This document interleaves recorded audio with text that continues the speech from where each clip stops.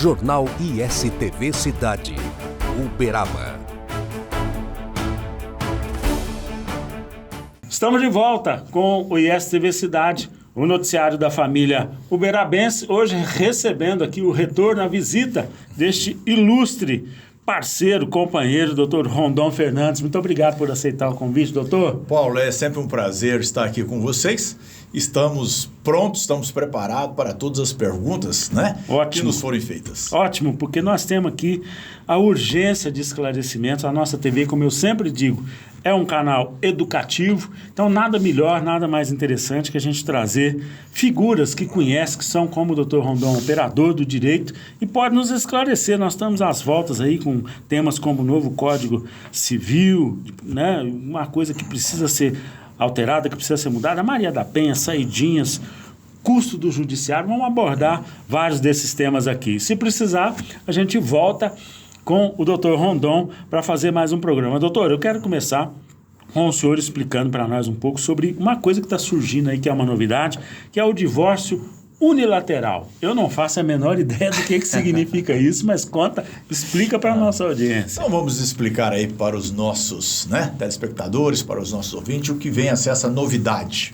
Essa novidade, ela surge aí desse anteprojeto do Código Civil, né? Nós, se voltarmos aqui um pouquinho no tempo, nós vamos lembrar que na nossa legislação não existia nem o divórcio. Depois surgiu a figura ali do Nelson Carneiro, que instituiu o divórcio, e nós tínhamos que fazer aquela passagem primeiro de separação, daí 2 anos, divórcio, depois separação de fato durante 2 anos, aí você poderia vir com o divórcio, e evoluindo passo a passo, lentamente, diga-se de passagem, né? Nós temos hoje aí o divórcio como um direito potestativo, né? É uma palavra meia delicada, eu até nem gosto. E o que vem a ser isso? Ou seja, é um direito incontroverso. Hoje a pessoa, quando ela postula o divórcio, tá certo? Desde que não seja consensual, quando ela postula, ela já pode pedir para o juiz liminarmente que lhe seja concedido o divórcio. E o juiz tem por obrigação de concedê-lo. Perfeito? Tá. E o que vem a ser esse divórcio unilateral? Ou seja, ao invés da pessoa pedir ao juiz, tá? Ela vai, juntamente com o seu advogado, ou então com o defensor público, ao cartório extrajudicial.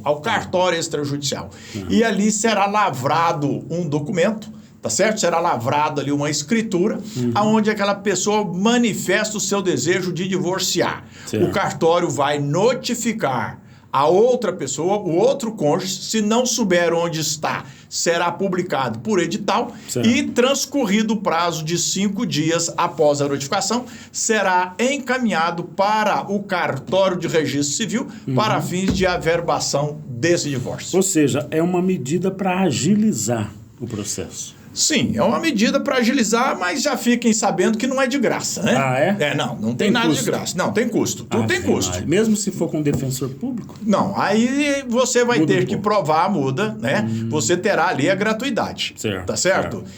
Com certeza um pouco mais caro do que no judiciário, tá certo? Você paga essa celeridade, não fica achando que vai ser ali aquela coisa muito doce, né? Mas para quem tá querendo divorciar, tudo é barato. De repente, perfeito? Pode ser até mais interessante para a pessoa despender desse recurso do que ficar ali sofrendo no... Ô, Paulo, agora é o seguinte, veja bem.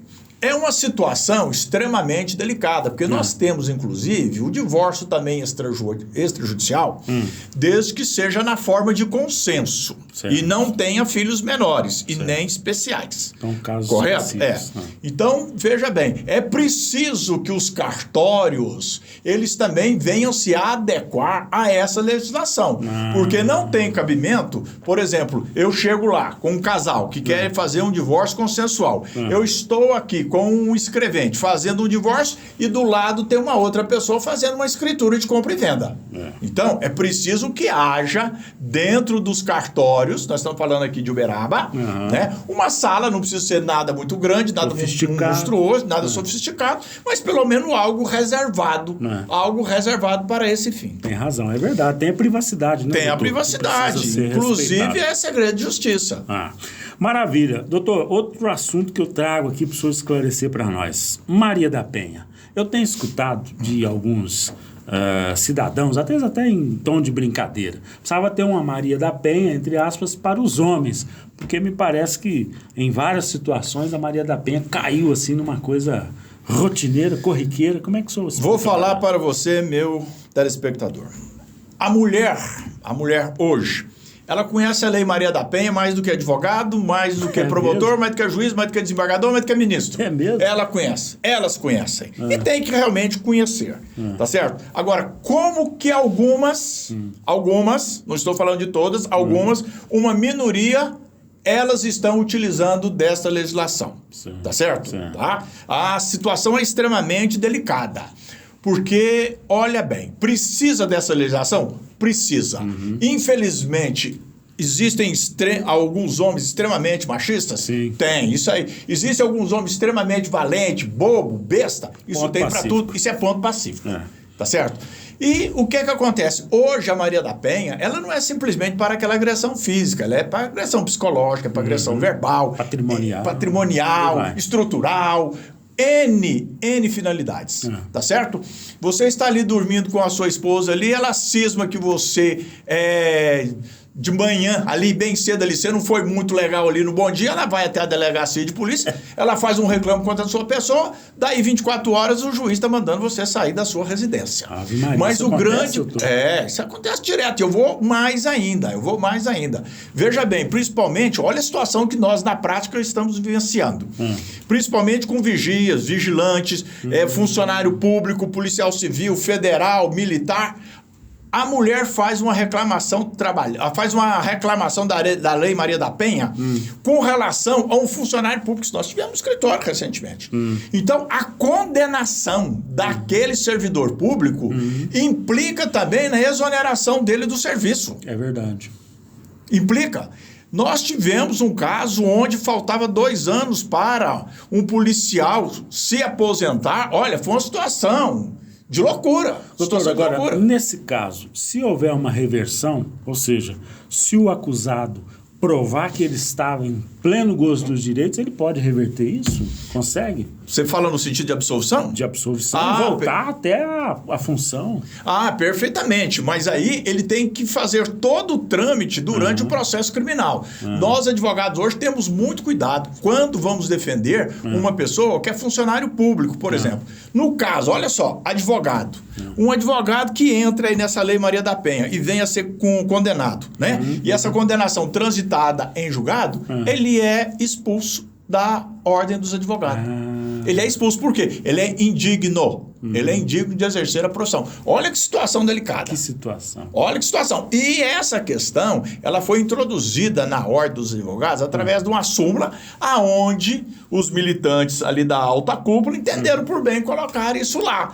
Extremamente perigoso. Extremamente perigoso. Então, você veja bem se essa situação se alastra para o Conselho Regional dos Contabilistas, para os engenheiros, para o médico. De repente, o médico está sem poder exercer a profissão dele. É verdade. Uma pessoa que exerce a profissão há 40 anos, ele tem uma desavença com a mulher. De repente, ele está sendo condenado. Ele vai mexer com o quê? Vai mexer com o quê? É verdade. Se brincar de 2, uma. Ou ele faz uma besteira muito grande ou ele se suicida. É verdade. Olha, é um tema palpitante. Eu tenho certeza que muita gente está se identificando com esse debate, com essa conversa, porque realmente é um tema atualíssimo, doutor. Mas, de toda forma, é uma lei que veio para beneficiar uma situação que realmente estava muito carente de assistência, que é a agressão física à mulher, enfim, esses outros tipos de agressão. Concordo plenamente. E hoje a estrutura, eu te pergunto como advogado, o que você tem visto na estrutura que atende aqueles casos que realmente precisam de assistência judiciária? Paulo, eu vou ser muito franco contigo, o que a gente vê. Vou dizer para o Uberaba, tá certo?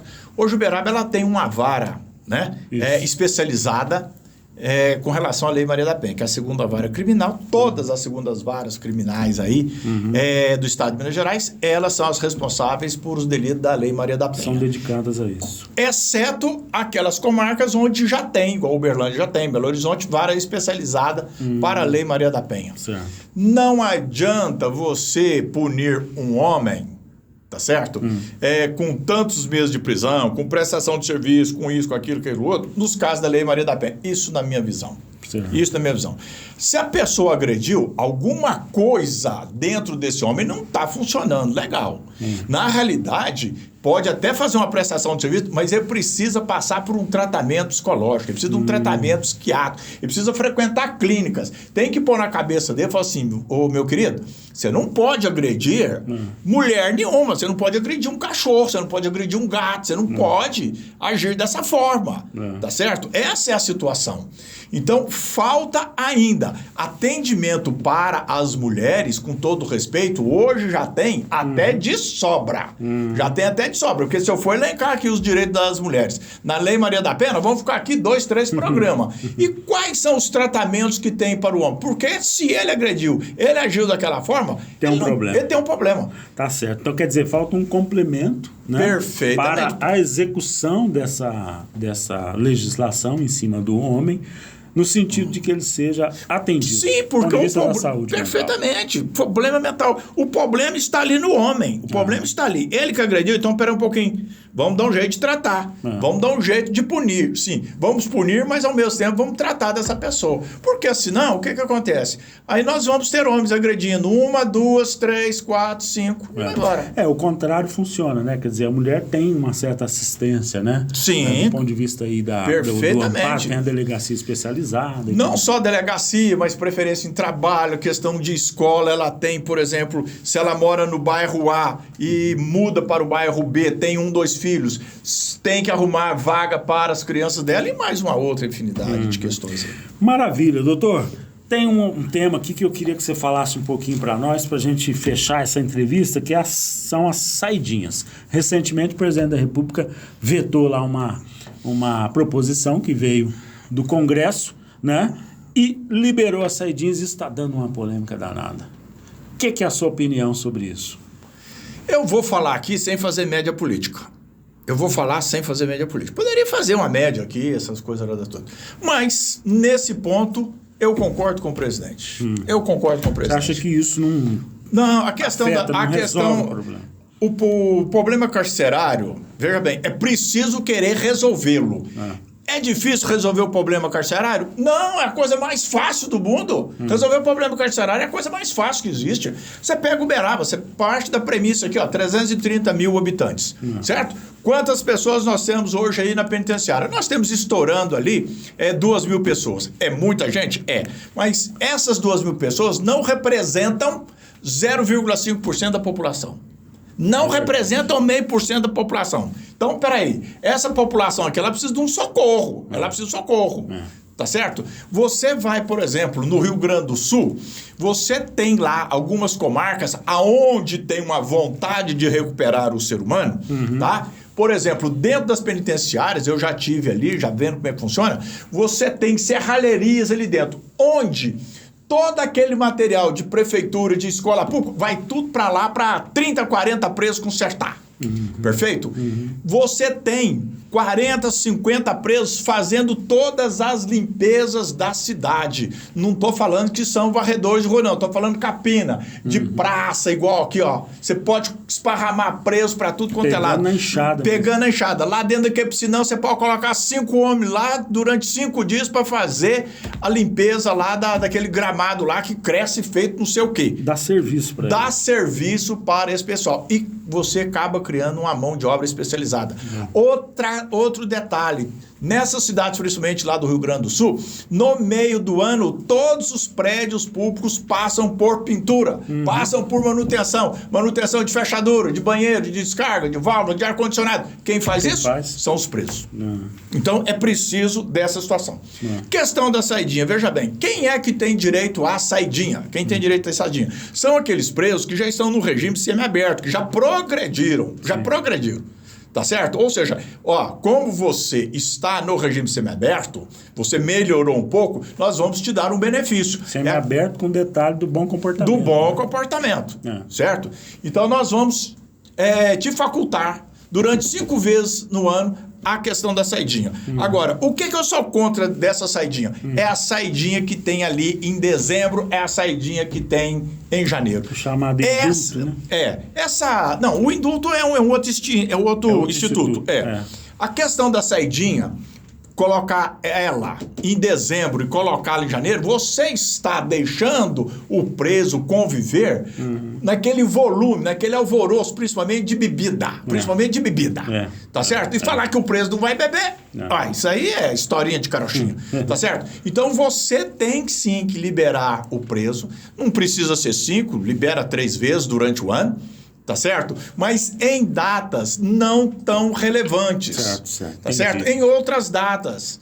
Também não libera no meio do ano também não. Porque vem férias, essas coisas nada toda. Certo. Vou liberar em fevereiro, tem carnaval, então vamos jogar para março. Isso. No meio do ano tem as férias escolares. Não, então vamos colocar em agosto. Então vamos colocar em agosto, vamos colocar em julho. Entendeu? Em datas, né, menos tenebrosas, certo, né? Certo. E é uma forma de prestigiar a recuperação do cidadão. Ou seja, só trancar não basta. Você tem só que ter uma estratégia, não, né, de só trabalho. trancar não basta. E outra coisa, nós que já estamos aí nessa área há 42 anos, tá certo? Eu já vi pessoas que cumpriram aí 10 anos de pena por homicídio, perfeito? Saíram e daí, questão de meses, cometeram outro homicídio de novo. Cometeram. Infelizmente.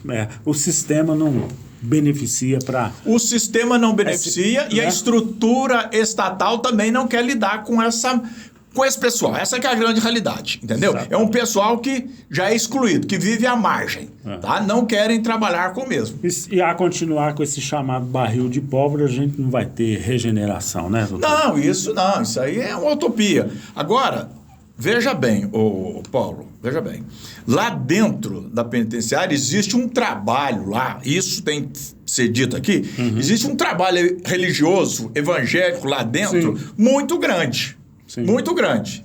Depois, o pessoal aí de algumas igrejas falam, né, que estão perdendo fiéis, que estão perdendo isso, mas tem determinadas igrejas que não vão lá levar o pão, não vão levar água, não vão levar roupa, não vão levar vestimenta, tá certo? Então, eu estive preso e foste me visitar, isso é bíblico, isso é bíblico. Então, você falar isso lá no altar da igreja, isso é muito bonito, tá? O que precisa é de você ir lá, e para você ir lá, você fica com medo, né, meu irmão? É a prática. Quero agradecer a presença do Dr. Rondon aqui para esse bate-papo. Infelizmente, nosso tempo estourou, temos mais coisa para falar, então eu vou combinar. Nós vamos gravar depois mais uma para a gente mostrar mais esclarecimento. Pode ser? Paulo, vai ser um prazer. Vai ser um prazer estar aqui com vocês novamente e muito obrigado. Maravilha. ISTV Cidade, noticiário da família uberabense. Estamos apresentando Jornal ISTV Cidade, Uberaba.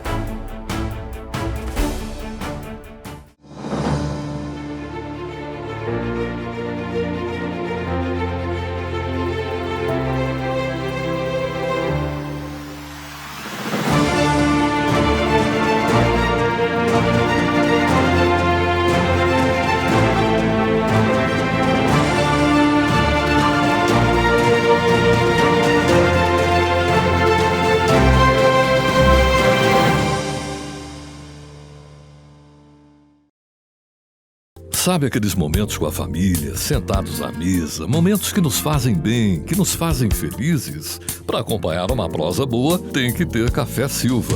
Café puro, direto da roça, produzido com tecnologia sem contato manual. Para uma qualidade diferenciada, deixa a gente fazer parte desses momentos na sua vida. Telefone 034 991 59 39 39, atendendo toda a região. Café Silva, cada vez melhor. Voltamos a apresentar Jornal ISTV Cidade, Uberaba. Estamos de volta com o ISTV Cidade, noticiário da família uberabense, para falar sobre um novo procedimento em execução no Hemocentro de Belo Horizonte e que deve chegar em breve a Uberaba. Ele visa tornar mais rápido, confortável e eficaz o tratamento de pacientes com anemia falciforme e que dependem de transfusões frequentes para a manutenção de sua saúde.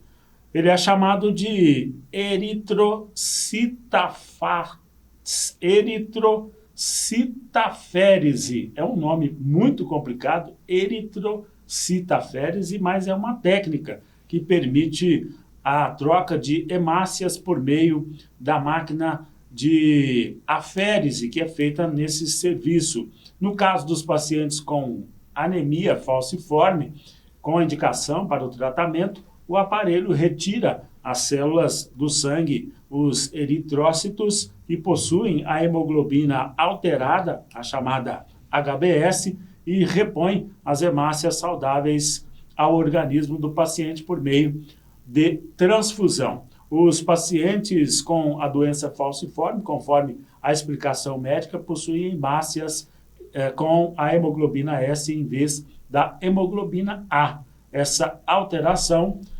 dificulta a passagem do sangue pelos vasos, podendo levar a consequências como o acidente vascular cerebral, o AVC. Para esses casos, a técnica de troca automatizada é mais eficiente, como o tratamento preventivo para essa complicação da anemia falciforme, conforme explica a médica hematologista e responsável pelo ambulatório lá de Belo Horizonte, a doutora Denise Zoan.